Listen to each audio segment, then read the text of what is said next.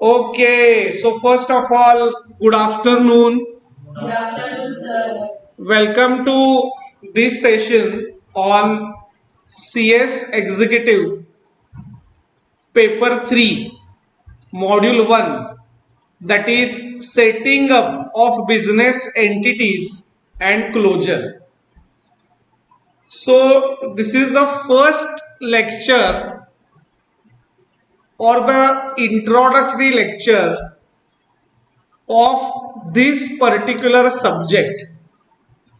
तो सबसे पहले तो मैं आपको ये पूछना चाहूंगा कि क्या आपके पास सॉफ्ट कॉपी में मॉड्यूल है? Yes. यस और नो? Yes. श्रावणी आपके पास है क्या? Yes. Very good. Now please refer page number page number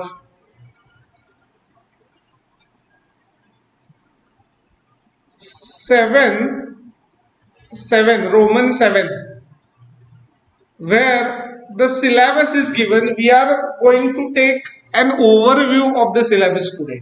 क्योंकि ये आज हमारा फर्स्ट लेक्चर है, तो आज हम जानने की कोशिश करेंगे कि पेपर 3 मॉड्यूल 1 क्या है, क्यों है, कैसा है. तो इन सब चीजों के बारे में जानने की कोशिश करेंगे. तो देखो, सबसे पहले तो इस सब्जेक्ट का नाम क्या है? Setting up of business entities and closure. तो काफी सारे लोग इसको बोलते हैं SBEC. क्या बोलते हैं? SBEC. तो पहली बात तो आप याद रखो कि जब भी मैं कहूंगा इसके बाद कि आपने SBEC किया है कि नहीं, SBEC में कुछ डाउट है क्या, SBEC के टेस्ट का क्या, SBEC समझ में आ रहा है कि नहीं आ रहा है? Yes. तो ये आपको समझना चाहिए कि SBEC मतलब क्या? Setting up. हाँ, जोर से बोलो सब लोग. Setting up of business entities and closure. Very good. अब देखो, इसमें total part A, part B और पार्ट सी है. ठीक है. तो देखो, पार्ट ए का वेटेज है 40 मार्क्स का. तो अभी यहां पे मैं लिखता हूं कि part A is for 40 marks, part B is for 35 marks and part C is for 25 marks. ठीक है. अब देखो, पार्ट ए क्या है? पार्ट ए में देखो कुछ थियोरेटिकल कंसेप्चुअल टॉपिक्स को कवर किया है कि सेटिंग अप ऑफ बिजनेस का मतलब क्या है. तो देखो, आप या कोई भी एंटरप्रेन्योर या कोई भी बिजनेसमैन जब ये सोचता है कि मुझे किसी बिजनेस में जाना है, कहां पे जाना है? बिजनेस में जाना है. क्योंकि देखो, आमतौर पे जो बिजनेसमैन लोग होते हैं वो अमीर होते हैं और सबको जिंदगी में अमीर होना है. आप CS में इसलिए आए क्योंकि आपको क्या बनना है? अमीर बनना है ना, या गरीब रहना है? हाँ, गरीब रहना है नहीं. गरीब मतलब देखो, जिसके पास वेल्थ कम है उस हिसाब से गरीब बोल रहा हूं मैं. तो आपको CS में बेहतर भविष्य दिखता है कि नहीं दिखता है? दिखता है. इसलिए आप आ गए क्योंकि वेल्थ मिलेगी, सोसाइटी में रिस्पेक्ट मिलेगा, एक एक्सपोजर मिलेगा, इसलिए आप यहाँ पे आ गए. तो वैसे कोई भी बिजनेसमैन जब सोचता है कि मैं कुछ बिजनेस करना चाहता हूँ, तो सबसे पहली बात यह है कि चॉइस ऑफ बिजनेस ऑर्गेनाइजेशन. उसको क्या चूज करना पड़ता है कि मैं मेरे बिजनेस ऑर्गेनाइजेशन का फॉर्मेट मैं किस तरह से रखूं. क्या मैं इसको सोल प्रोप्राइटर के तौर पे रन करूं, या मैं इसको किसी पार्टनर के साथ में जुड़ जाऊं, और उसको मैं बनाऊं रजिस्टर्ड पार्टनरशिप फर्म, या मैं इसको एक प्राइवेट लिमिटेड कंपनी के रूप में खड़ा करूं, या मैं इसको एक पब्लिक लिमिटेड कंपनी के रूप में मैं इसको बनाऊं, या मैं इसको 1% कंपनी रखूं, या फिर क्या मैं इसको LLP रख सकता हूं, लिमिटेड लाइबिलिटी पार्टनरशिप। तो देखो, बिजनेस ऑर्गेनाइजेशंस कई टाइप के होते हैं, दोनों के स्ट्रेंथ्स वीकनेसेस अलग अलग है, दोनों के कंप्लायंस स्ट्रक्चर में भी अंतर है, दोनों का टैक्सेशन इम्प्लीकेशन भी अलग अलग है। तो इन सब बातों को ध्यान में रखते हुए किसी भी रैशनल बिजनेसमैन को चॉइस ऑफ बिजनेस ऑर्गेनाइजेशन करना पड़ता है, और इस पार्ट को कवर किया है चैप्टर नंबर 1 में।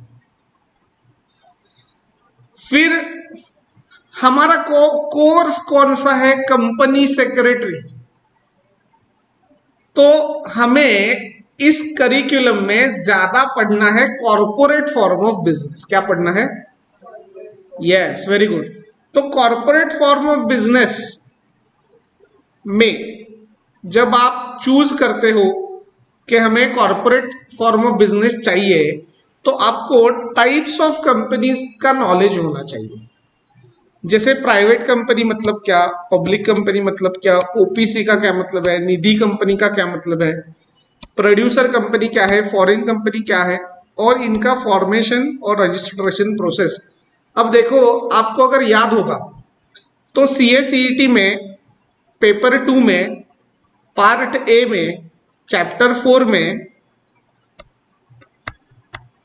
4.2 हमने डिस्कस किया था। क्या था वो? एलिमेंट्स ऑफ कंपनी लॉ था। क्या था? पार्ट 2, जिसमें हमने बेसिकली डिस्कस किया था टाइप्स ऑफ कंपनीज, जिसमें ये सारे टाइप्स हमने ब्रीफली डिस्कस किए हैं।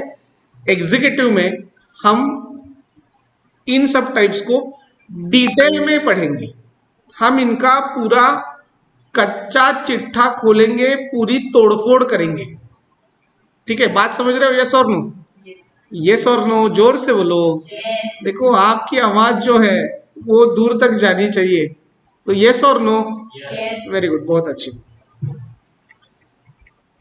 फिर चैप्टर नंबर 3 देखो, इसमें कुछ प्रोविजंस ऐसे हैं जो रेगुलेट करते हैं सेक्शन 4 और section 5 of the companies act को। For example, memorandum of association, article of association, और कुछ इंपॉर्टेंट डॉक्ट्रीन्स है, जैसे doctrine of ultra vires, doctrine of indoor management, doctrine of constructive notice. ये सब इंपॉर्टेंट डॉक्ट्रीन्स है। जैसे आपको लिफ्टिंग ऑफ कॉर्पोरेट व्हील याद है क्या? याद है ना? सलोमन वर्सेस सलोमन हमने यहाँ पे डिस्कस किया था। तो डॉक्ट्रीन ऑफ कॉर्पोरेट व्हील या फिर लिफ्टिंग ऑफ कॉर्पोरेट व्हील, ये क्या है? ये थियरीज है, डॉक्ट्रीन्स है। उसी प्रकार से doctrine of indoor management, doctrine of constructive notice, doctrine of ultra wires, ऐसे कुछ डॉक्ट्रीन्स है जिनको डिस्कस करेंगे चैप्टर नंबर 3 में along with the incorporation contracts. फिर पार्ट 2 है उसका, चैप्टर नंबर 3 का, उसमें अल्टरेशन ऑफ MOA और AOA के प्रावधान है, प्रोविजंस है। Mainly section 13 and 14, because section 13 of the companies act deals with alteration of MOA and 14 deals with alteration of AOA। तो जब कंपनी लॉ का हमारा फर्स्ट सेक्शन होगा, उसमें सारे सेक्शंस भी आपको मैं डिक्टेट करूंगा।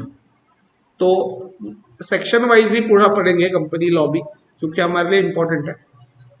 तो अल्टरेशन ऑफ MOA और अल्टरेशन ऑफ AOA के जितने भी प्रावधान है वो सभी पार्ट 2 में है। फिर आएंगे रजिस्टर्ड कंपनी। अब आपको एक इंटरेस्टिंग सवाल पूछना चाहता हूं, और आप अगर इसका जवाब दे दोगे तो मुझे बहुत खुशी होगी इस बात के लिए कि मैंने आपको CA-CET में ये चीज पढ़ाई है। क्या अभी आपको याद है? क्योंकि बहुत समय गया है, बीच में 1-2 मंथ का समय गया है। आप मुझे बताइए, रजिस्टर्ड कंपनी क्या होती है? Company which is registered under company law or any other previous law 2013 registered under companies law. ठीक है, मैं श्रावणी और सिद्धि का अभिनंदन करना चाहूंगा। उन दोनों ने मिलकर इस जवाब को पूरा किया और वो बिल्कुल सही है। देखो, रजिस्टर्ड कंपनी मतलब क्या, मैंने पहले भी ये बताया था। सेक्शन 220 के हिसाब से a company means a company which is registered under this act और अंडर एनी प्रीवियस एक्ट, और एनी प्रीवियस एक्ट का मतलब under section 267 previous company law, मतलब the Indian companies act 1866, the Indian companies act 1881, the Indian companies act 1913 and companies act 1956। यही है previous company law का मतलब। इसको हमने डिटेल में देखा था रजिस्टर्ड कंपनी। अब रजिस्टर्ड कंपनी स्मॉल कंपनी भी हो सकती है, होल्डिंग भी हो सकती है, सब्सिडरी हो सकती है, एसोसिएट हो सकती है, इनएक्टिव डोरमेंट हो सकती है, गवर्नमेंट कंपनी हो सकती है। तो ये जो अदर टाइप्स ऑफ कंपनीज है इसको डिस्कस करेंगे चैप्टर नंबर 4 में। उसके बाद आता है फॉर्मेशन ऑफ एलएलपी। तो एलएलपी एक्ट जो है 2008 का, वो फर्स्ट टाइम अभी हम यहाँ पे पढ़ने जा रहे हैं। तो एलएलपी एक्ट के जितने भी प्रोविजंस है, कॉन्सेप्ट ऑफ एलएलपी है, फॉर्मेशन रजिस्ट्रेशन है, LLP agreement, alteration of LLP agreement and annual and event based compliance. इसमें देखो, एक होता है फॉर्म नंबर 11 जो एनुअल रिटर्न है, और दूसरा होता है देखो फॉर्म नंबर 8 जो है फाइनेंशियल्स का, फाइनेंशियल स्टेटमेंट्स का, एफएस। तो एनुअल और इवेंट बेस्ड कंप्लायंस जितने भी है इनके बारे में डिस्कशन करेंगे चैप्टर नंबर 5 के।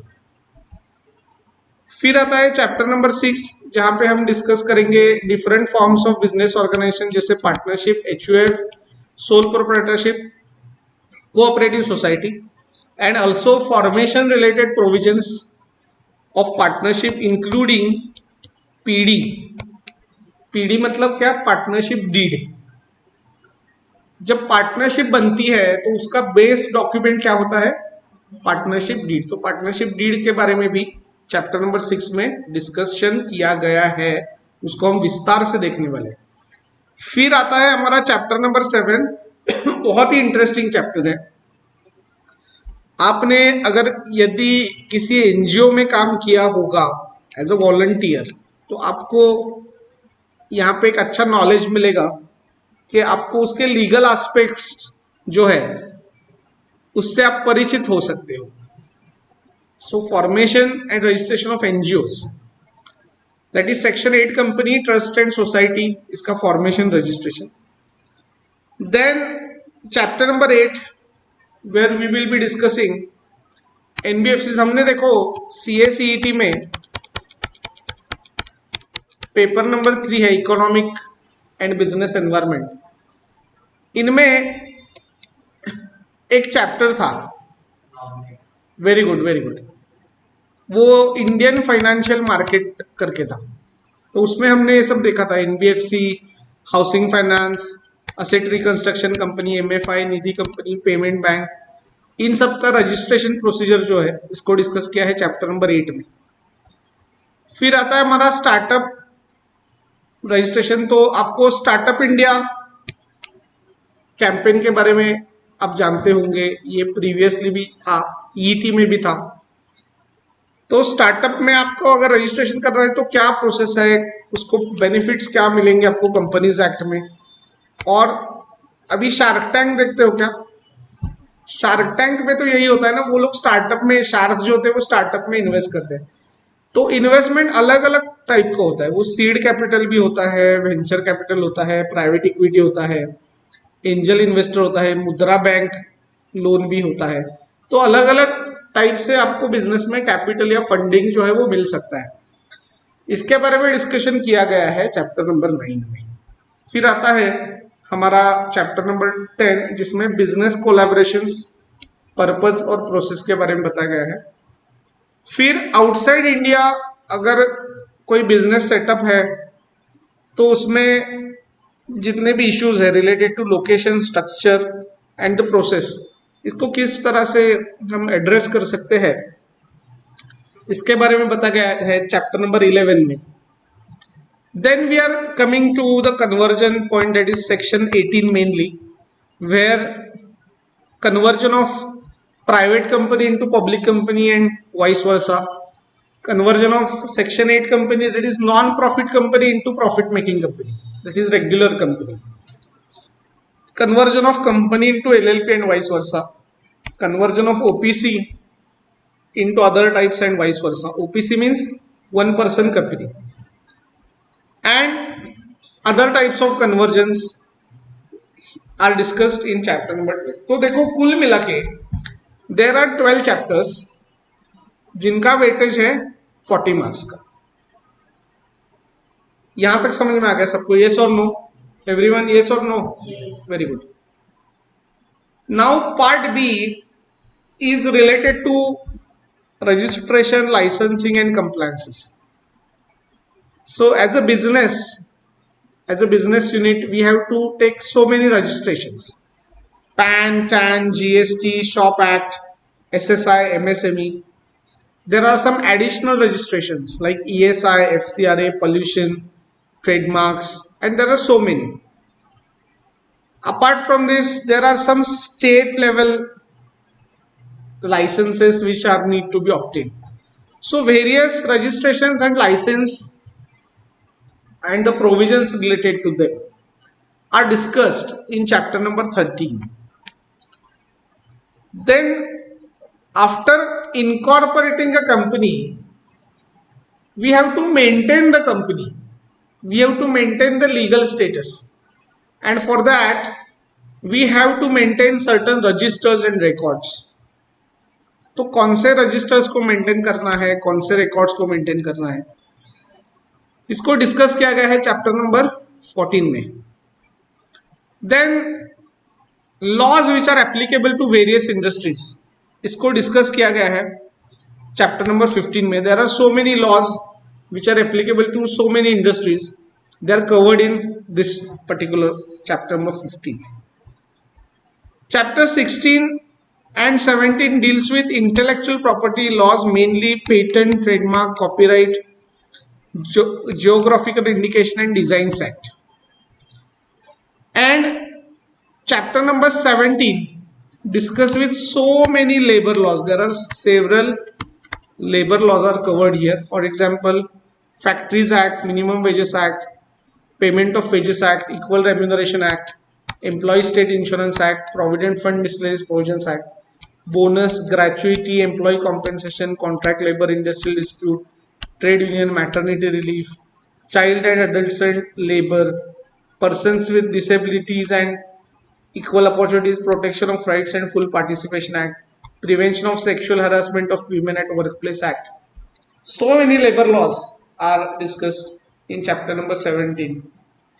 Then we have chapter number 18, where all the environmental laws are discussed. For example, Water Prevention and Control of Pollution Act, Air Prevention and Control of Pollution Act, Environmental Protection Act, Public Liability Insurance Act, National Green Tribunal Act. So entire part B consists of these chapters and it has a weightage of 35 marks. It is very tricky. तो देखो 35 mark के लिए बहुत पढ़ना है आपको, क्योंकि बहुत सारे लॉज है, उसके बहुत सारे प्रोविजंस है, तो हमें इसमें स्मार्ट वर्क करना होगा. क्या करना होगा? Smart work. ये बहुत ही डीप है. तो ये समंदर है. ये क्या है? समंदर. तो देखो हमें उतना ही पढ़ना है जो हमारे लिए एग्जाम के लिए रिलेवेंट है. समझ रहे हो? ये और नो? क्योंकि ये बहुत है, इसमें बहुत समय जाएगा, तो इससे इंपॉर्टेंट ये है कि इसको हम स्मार्ट वर्क से कैसे टैकल कर सकते हैं, यही देखना है. And then we have last part, that is part C. It is, देखो इसमें सिर्फ 3 चैप्टर्स है, लेकिन इसमें 25 मार्क का वेटेज है. तो पार्ट ए अच्छा करो, पार्ट सी अच्छा करो. पार्ट ए अच्छा करो, पार्ट सी अच्छा करो. आपके 65 मार्क्स इसमें कवर होता है.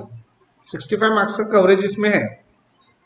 और 35 मार्क्स के लिए हम थोड़ा स्मार्ट वर्क करेंगे, जितना एग्जाम के लिए रिलेवेंट है उतना ही हम लेंगे, क्योंकि समय कम है, एग्जाम अभी नजदीक आएगी 2-4 मंथ में, तो इसलिए हमें वो स्मार्ट वर्क से हम इसको कंप्लीट करेंगे। तो पार्ट सी में देखो, एक तो है डॉर्मेंट कंपनी, दूसरा है striking off and restoration of name, and third है corporate insolvency resolution process, liquidation and winding up. ठीक है, तो कुल मिला के देखो यहाँ पे मैंने लिखा है ऑलरेडी कि part A, part B and part C is totally for how much marks, 100 marks. ठीक है, अब ये सिलेबस और इसका रिव्यू समझ में आ गया सबको। अभी आपके पास मॉड्यूल है क्या सॉफ्ट कॉपी में? एक काम करो, सिर्फ 5 मिनट के लिए इसको एक बार देखो, रिव्यू करो और फिर आगे का डिस्कशन करेंगे। Okay, so have you revised? Yes. Any doubts? No. Can we go to next part? Yes. Now in the same module, I would request you to kindly go to page number 494. Please scroll down, scroll down, scroll down.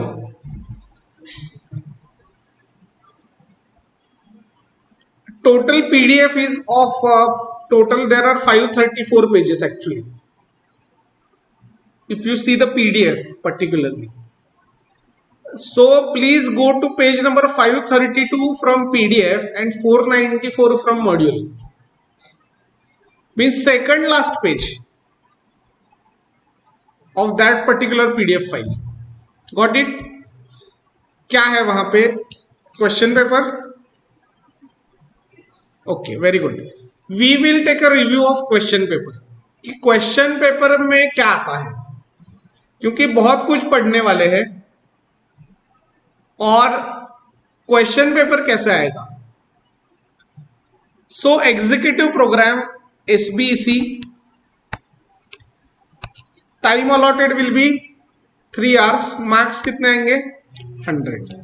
अब देखो, first है part A, इसमें आपको questions ऐसे है कि what is a startup company, means theory questions, partnership deed, advantages of joint venture, advise your client regarding annual compliance will be followed by LLP, then the concept of payment bank, then eligibility of a person for being a director of Nidhi company, objects of producer company, then concepts of seed capital, doctrine of alter ego, etc etc. So the theoretical questions are being asked here. यहाँ पे interesting part ये है कि कुछ practical questions, जिसको हम practical case laws बोलते हैं, वो भी यहाँ पे आ सकते हैं। तो अभी ये मॉड्यूल में सिर्फ थियरी क्वेश्चंस यहाँ पे दिए हैं, लेकिन इसमें केस लॉज भी आएंगे। फिर आता है पार्ट बी, जहाँ पे भी कुछ थियोरेटिकल क्वेश्चंस है, जैसे significance of PAN, then provisions related to Aadhaar authentication, then benefits of MSME, then procedure for registration of charitable trust, etc. Indicative list of documents required for drug license in India. Here drug means pharmaceutical drug, okay, means medicine. List of documents for patent registration, procedure for incorporation of dormant company. So procedural aspect related questions are being asked here for 35 marks. इसमें भी case studies आ सकते हैं, practical case studies इसमें भी आएंगे। And then we have part C, which is for 25 marks. For example, define the terms like inactive company, significant accounting transaction related to Nidhi company, then compliance requirements for dormant company, procedure for removal of name from the register of companies maintained by ROC, corporate applicant and corporate person, explain, explain how a corporate debtor initiate a corporate insolvency resolution process under IBC. So again, theoretical questions are there, but practical case studies would also form part of the question paper. So this is a general format. Okay, so this is how theoretical questions will be asked in the question paper. So now